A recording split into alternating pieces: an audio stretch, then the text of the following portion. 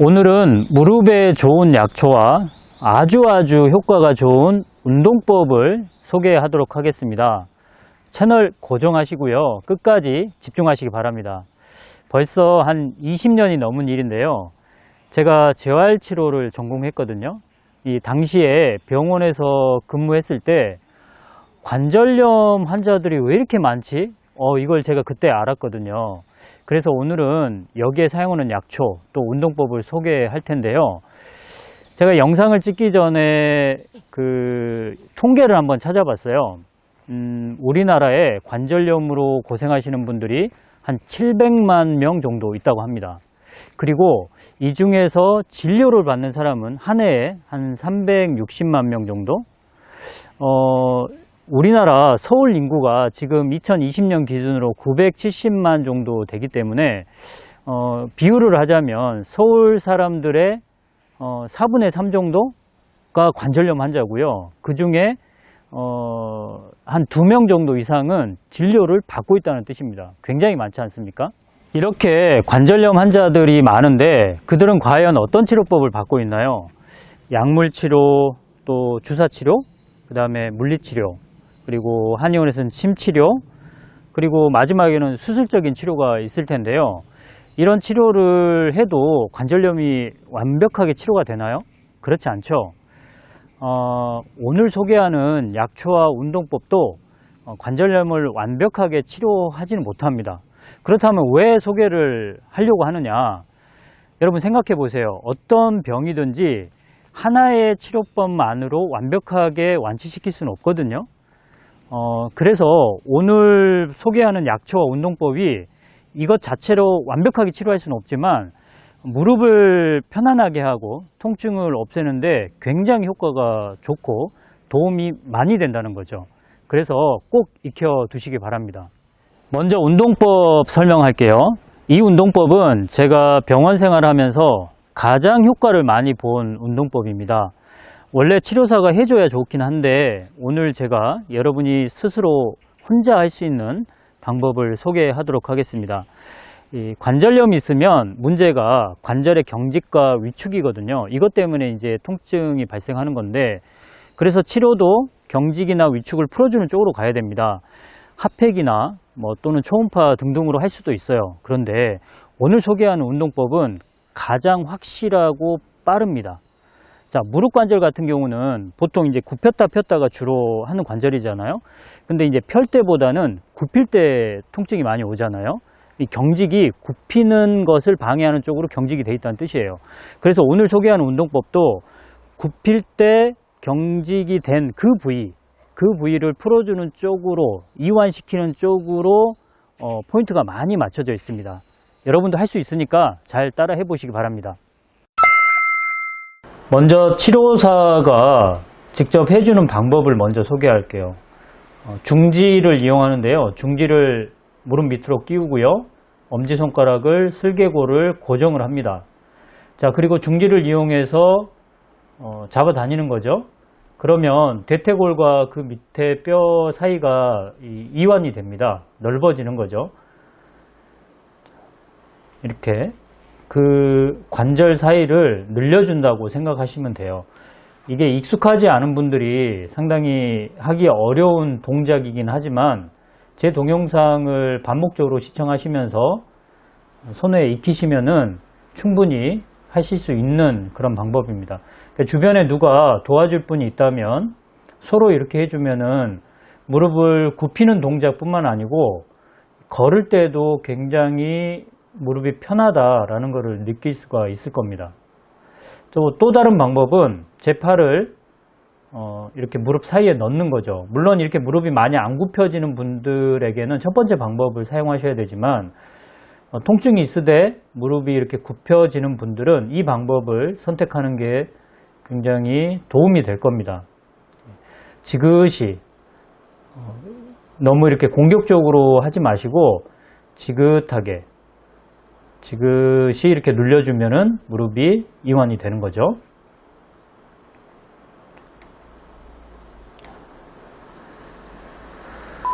자, 이번에는 혼자 하는 방법을 보여드릴 텐데요.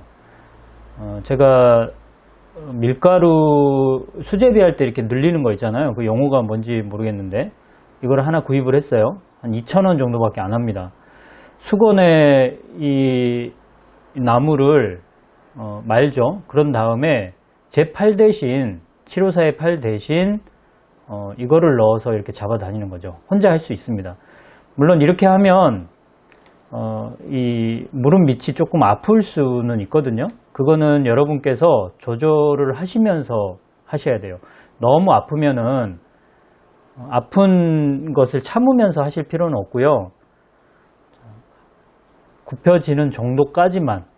그리고 이거를 더 많이 수건을 더 두껍게 말면 충격 흡수도 되지만, 그러니까 통증 완화도 되지만 무릎이 안 굽혀진 분들한테는 훨씬 더 도움이 될 수 있거든요.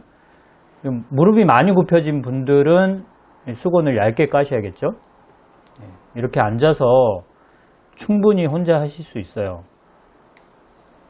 이 방법이 아무것도 아닌 것 같지만 평상시 이렇게 관절을 이완시키는 쪽으로 여러분들이 전혀 생활을 하지 않거든요.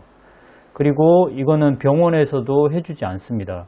제가 앞서 설명한 대로 초음파나 핫팩을 이용할 수 있지만 잘 안 되거든요. 자, 또 다른 방법인데요. 누워서도 할 수가 있어요. 앉아서 하는 것, 그러니까 통증이 심하신 분들은 앉아서 하시는 게 좋고, 좀 이제 통증이 많이 가시고 또 무릎이 많이 굽혀지는 분들이라면 누워서 이렇게 하셔도 됩니다. 그러니까 집안에서도 할 수 있겠죠. 텔레비전 시청하시면서도 충분히 할 수 있는 그런 운동법이니까 하루에 여러 번 하셔도 됩니다. 한 번 하실 때 여러 번 이렇게 하시면 되고요. 자, 이 역시 옆에 주변에 누가 있다면은 이 방법도 괜찮습니다.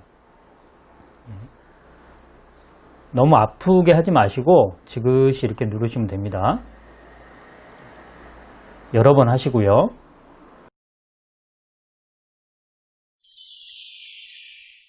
이번에는 약초 설명하겠습니다. 바로 우슬인데요.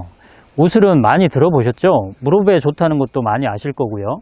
그런데 모르시는 분도 있고 처음 접하는 분도 있을 것이기 때문에 제가 하나하나 이 사진을 보면서 설명하도록 하겠습니다.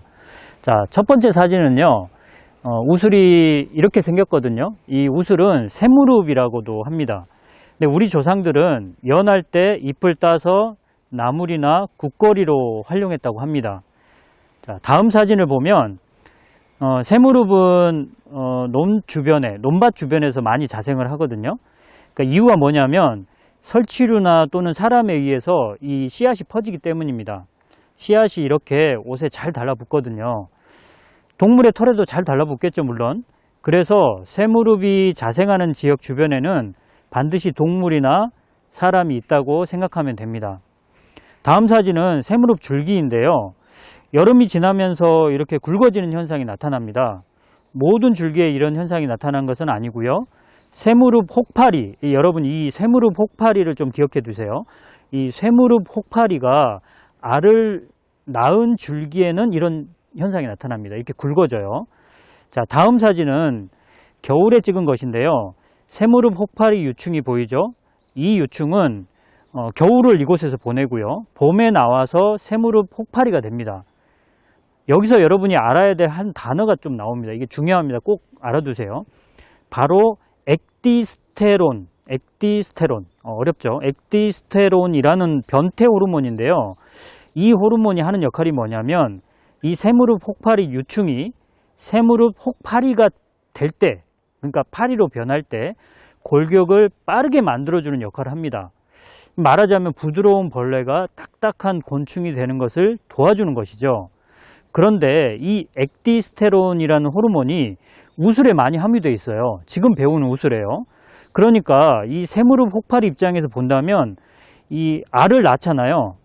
그러면 이 애벌레가 추위로부터 보호해 주기도 하고 이 애벌레를, 그러니까 우슬 자체가, 그리고 성충이 되는 것을 도와주는 식물을 찾아야 되는데 이게 바로 우슬이라는 것이죠. 그러니까 우슬이 새무릎 혹파리에게는 굉장히 소중한 존재입니다.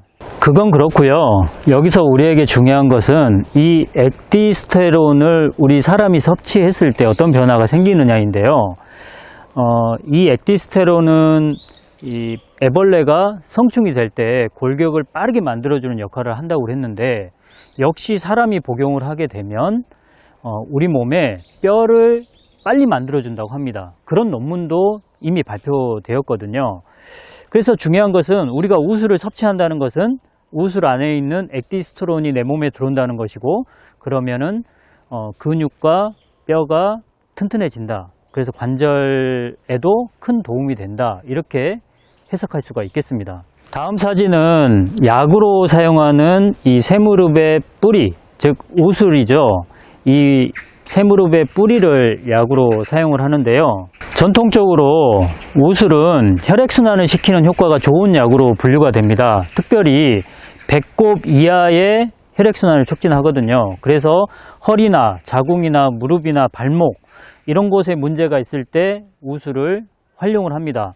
어떤 질병을 치료하든지 간에 새로운 혈액이 와야 그 부위에 질환이 치료가 되거든요. 그래서 우술을 먹으면 혈액이 무릎으로 많이 간다고 생각하셔야 돼요. 그래야 통증이 많이 없어지는 거죠.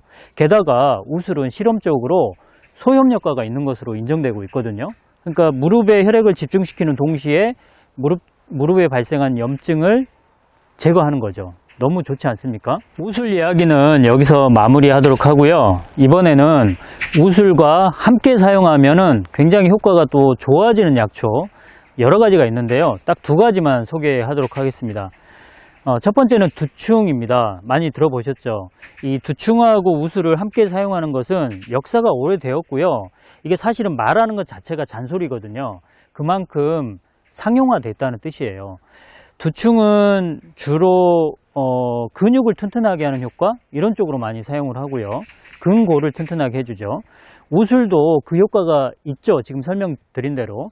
그런데 우술은 게다가 혈액을 하체 쪽으로 집중시키는 효과까지 있기 때문에 두충하고 우술을 같이 사용하면은 근육도 튼튼해지고 혈액순환도 좋아지는 그런 결과가 나타나서 무릎 관절염을 치료하는데 너무 효과적인 거죠. 다음 약초는 독활이라는 약초인데요. 이 독활에 대한 논문 하나 소개하겠습니다. 자, 이 보시다시피 독활하고 우술하고 함께 사용을 하게 되면 소염작용이 훨씬 더 강해진다는 논문이거든요. 이거 2019년에 발표된 아주 따끈따끈한 논문입니다. 그래서 지금 소개한 두충 그리고 독활 이 우술을 한꺼번에 복용하게 되면 근육도 튼튼해지고 혈액순환도 잘 되고 또 소염 효과도 강하게 나타나기 때문에 굉장히 효과가 강해지겠죠. 우술을 드실 때는 물에 달여서 복용해도 되거든요. 그런데 오늘은 제가 환을 만드는 것을 추천하고 싶습니다. 우술에다가 방금 얘기한 두충 그리고 독활 이외에도 몇 가지 약초를 더 넣으시면 좋고요. 여기에 흡수율이 좋은 어류 콜라겐을 넣으시면 더더욱 좋습니다.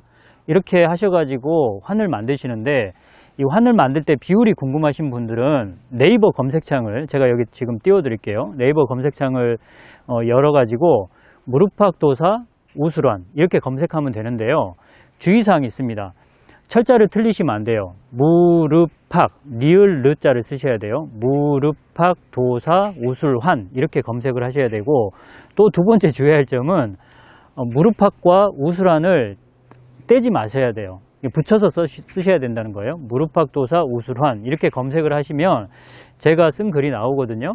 여기를 클릭하셔가지고 비율이 나오니까 거기를 참조하시면 될 것 같습니다. 자, 오늘 많이 도움 되셨나요? 소개한 우술과 또 운동법 잘 활용하셔가지고 굉장히 효과가 좋거든요. 여러분 무릎 건강 지키시는데 도움이 됐으면 좋겠습니다. 지금까지 약초교수 조경남이었습니다.